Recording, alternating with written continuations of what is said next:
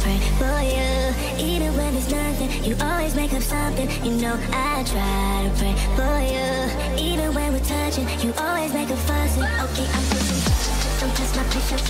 I'm trying to pace it. You kept me waiting. I try to pray for you. I try to pray for you.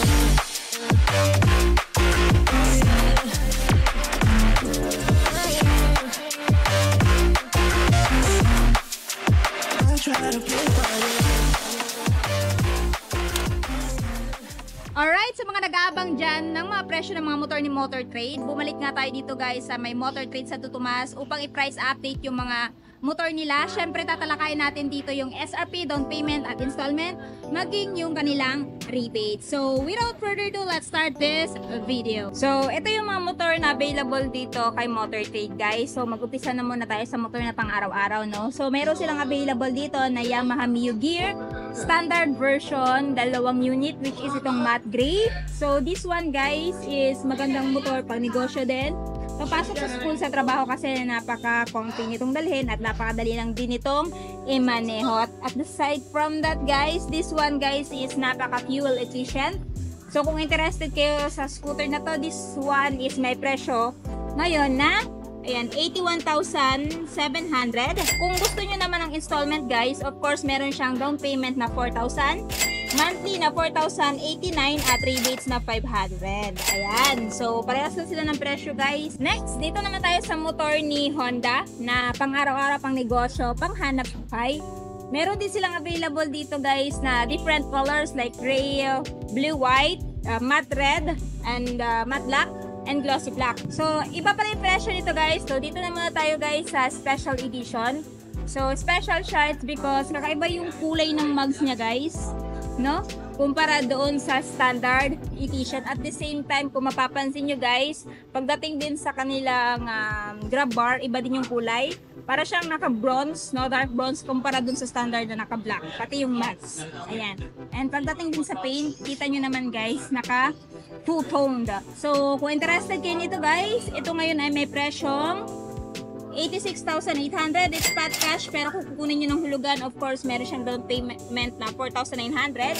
Tapos monthly, sa 3 years na 4,333 at rebates na 500. So, ano ba yung kinaganda pag binili nyo si Honda Click?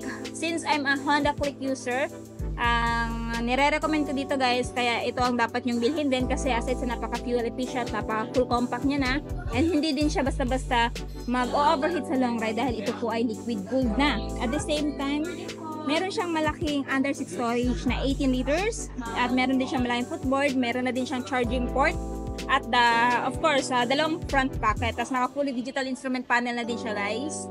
Actually, na-review ko na to nakailang beses. So, check nyo na lang sa channel ko para mas meron kayo idea anong meron si Honda Click kung bakit siya yung dapat niyong bilhin na bilhin this year.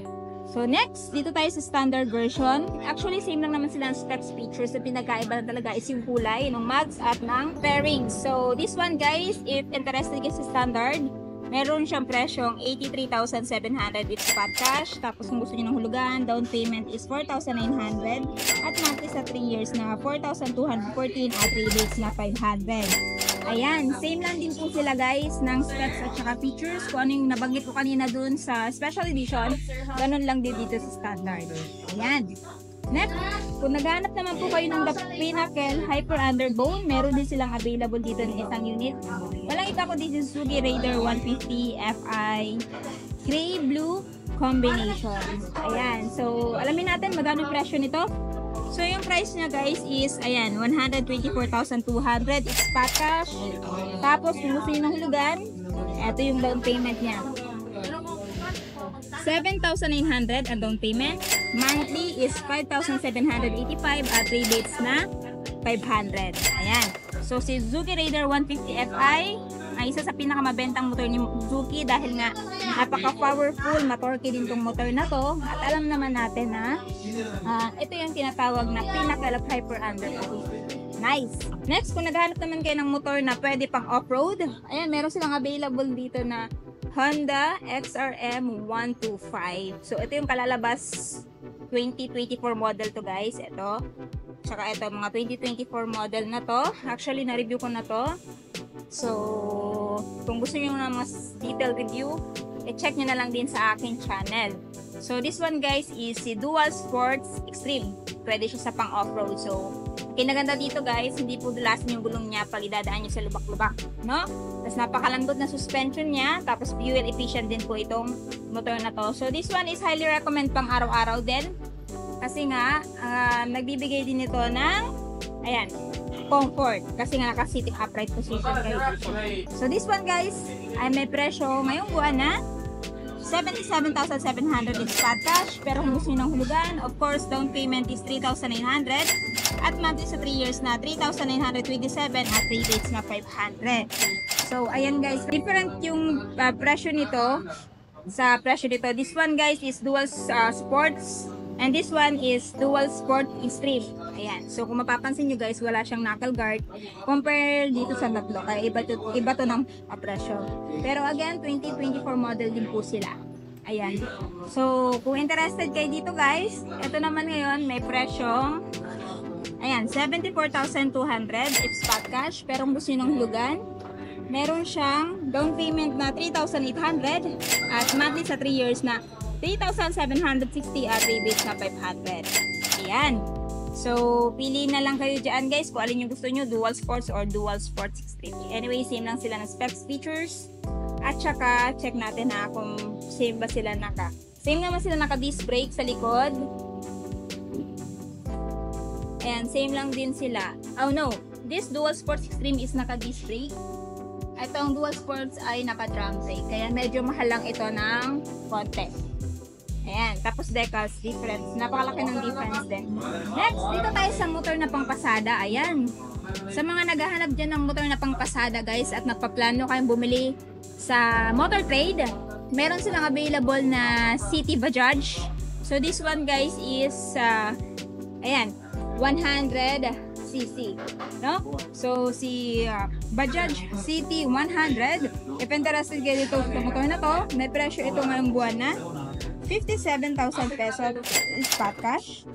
Kung gusto nyo ng hulugan, down payment is 3,000 at monthly sa 3 years na 3,005 at rebates sa 500. So, maganda din to pang araw-araw guys. Kung gusto nyo ng motor na matipid sa gasolina pang araw-araw, highly recommend this one. Yun nga lang, wala siyang compartment. Pero yung motor na pwede i-travel, ayan, maganda to kasi napakatipid nito sa gasolina. So, ngayon guys, dito naman tayo dumako sa bagong labas na motor ni Suzuki. So, ito yung si Suzuki Bergman Street. Ayan. So, this one guys is bago dong labas. Kung mapapansin nyo, hindi ko pa ito na-review. Yung na-review ko dito guys is yung matte red. So, this one guys is candy red yung kulay. Ayan. Ito yung itsura niya guys. O, diba? Ayan, sa side. So, si Bergman Street, pwede pang araw-araw, pang negosyo, pang pasok sa trabaho, at pang hanap buhay. Ang kinaganda kasi dito guys, yung pros nito, meron siyang malapad na footboard, meron ka ding option for cruising style, tapos meron siyang dalawang front pocket, na mayroong charging port, at saka meron siyang malaking underseat storage. So, kung tatandaan nyo, sumali tayo guys sa Bergman Econorun at yung ating fuel consumption, I think umabot tayo ng 80 plus km per liter. Ayan. So, subok ko na si Bergman Street 125 at kung gusto nyo ng motor na ganito kaganda, ito yung presyo niya. Of course, SRP is 85,700. Kung gusto nyo ng hulugan, down payment is 4,300. Monthly sa 3 years na 4,280 at rebates na 500. Ayan. So, yun na guys, tapos na nga natin ikutan yung mga motor ni Motor Trade. Alin sa mga motor ni Motor Trade yung natitipuhan yung bilhin? Paki-comment naman sa baba. At syempre, kung bago pa lang kayo sa channel ko at hindi pa nakapag-subscribe, huwag kalimutan mag-subscribe para ma-notify kayo once may bago tayong upload. So, yun guys, hanggang dito na muna tayo. Ride safe and peace out!